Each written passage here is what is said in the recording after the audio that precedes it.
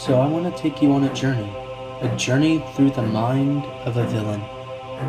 We will learn what makes them tick, how they act. We will cover everything from a villain within oneself, to obstacles of nature, to the broken, through the guided, to the pure evil, and to the units of destruction.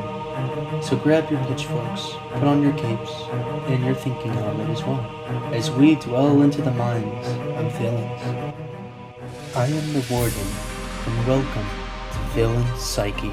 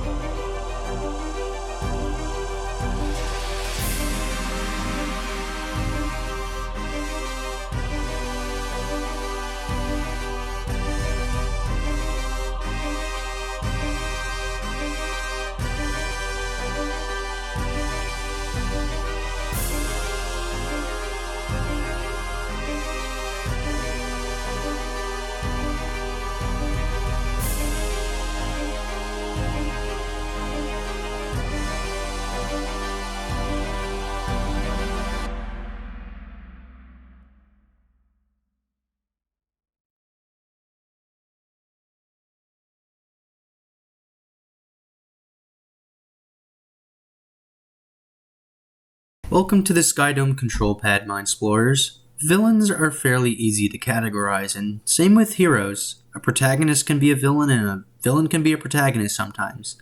It all really comes down to perception. Sometimes it's up to the audience, and sometimes it's just the story that blatantly tells you. But sometimes it can be very unclear if they are the bad guy for the story, especially when it comes to animals. It leaves you the question with, are they really the bad guys, or are they just doing what they do? Like I said before, it would all really come down to the perception of the animal. Animals fall into a gray category between the hero and villain roles. I think it's just instinct and primal behavior.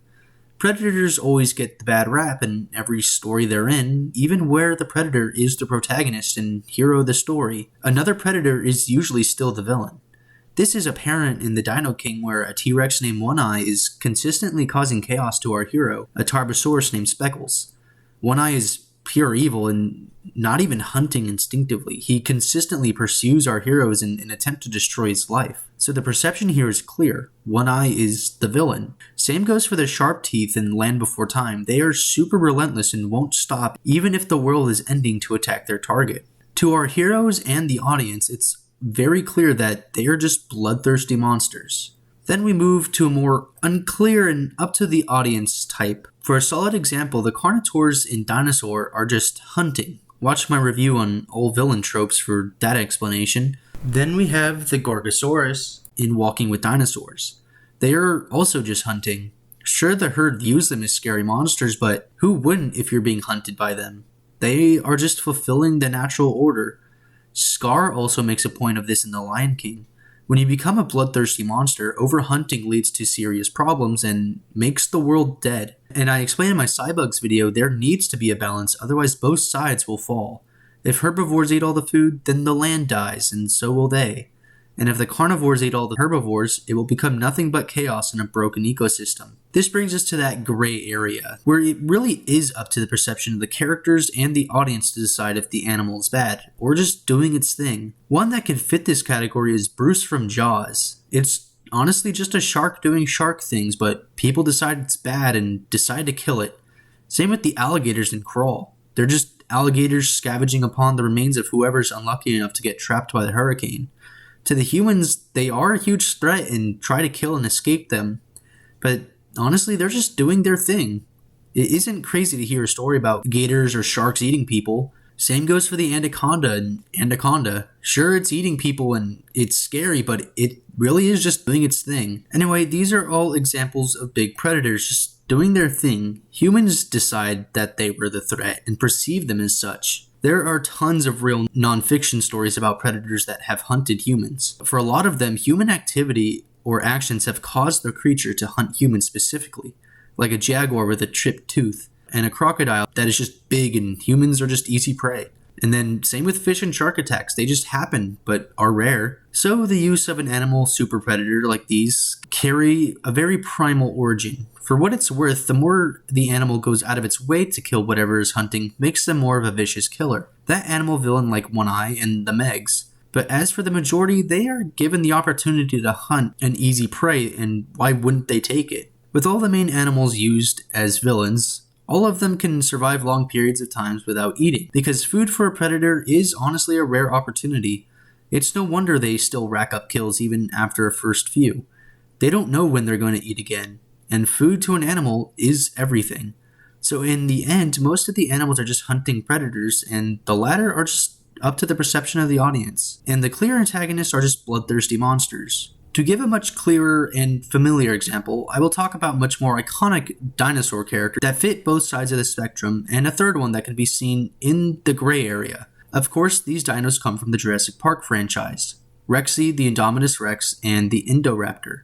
They are all the villains in their films, at least on the animal side. Let's start with Rexy.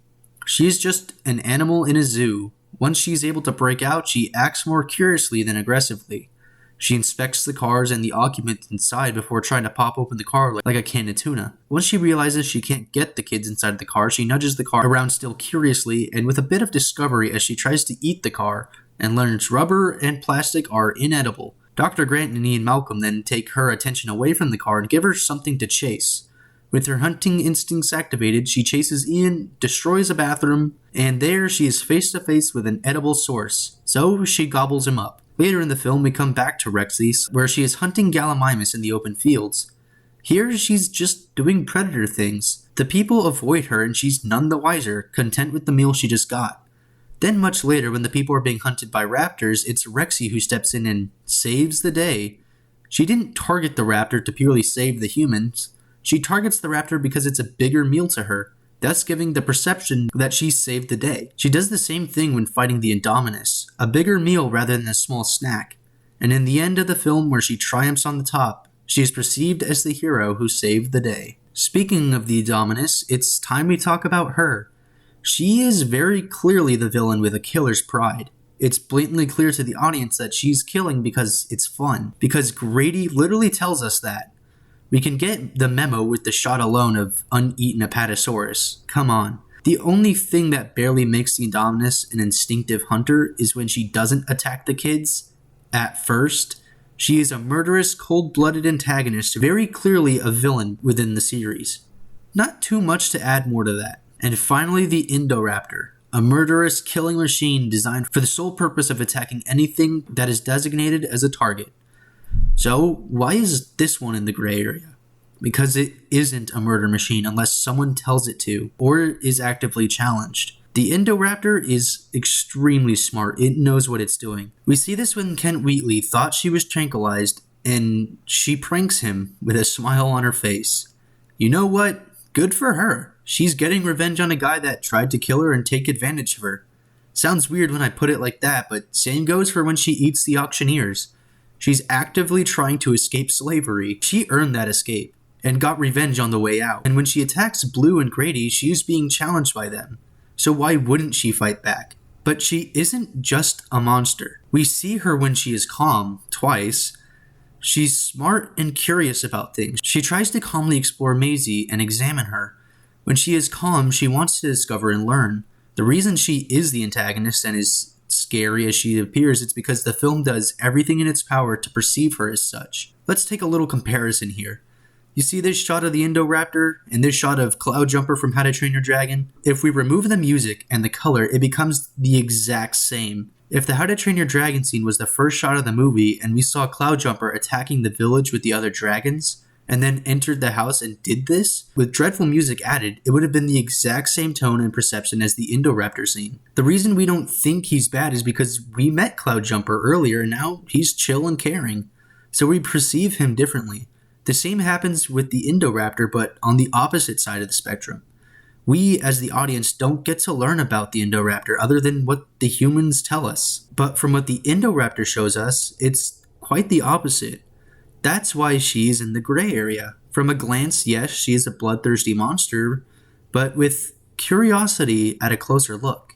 She's smart and wants to be free from slavery.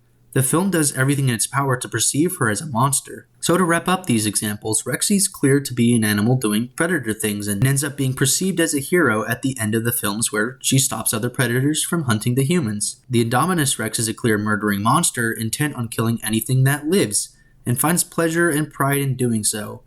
And the Indoraptor is a misunderstood dino where the perception of her is against her unless you take the time to get to know her. To all of these, the characteristics are still up to the audience and their quick assumptions. That's why this trio is a perfect candidate of examples, because the way they are predators with different characteristics and personalities, the way their stories affect the humans fearing them, how the films portray them and their predatory behaviors, and that they all come from the same franchise. So with that, I'll end things here and let you be the judge. Everyone's opinion and reason is different. Given the situations of both sides, don't be too quick to judge. And as always, Novu, can you please grab us a souvenir? Why, thank you, Novu. Until next time, Mind Explorers.